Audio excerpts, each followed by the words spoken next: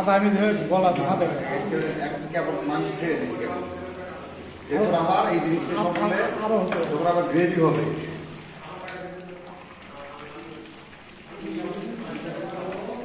দেখছো এর মধ্যে ওরা পানি দিতে চাচ্ছিল।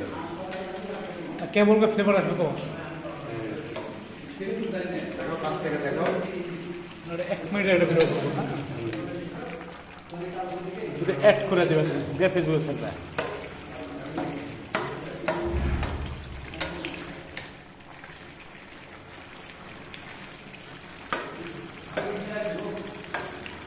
আমি তো বাবু এদের তো মাংস দেখবা বাবু টেস্ট করবো এদিকে এসো বাবু একটা চিকন দিকে তাহলে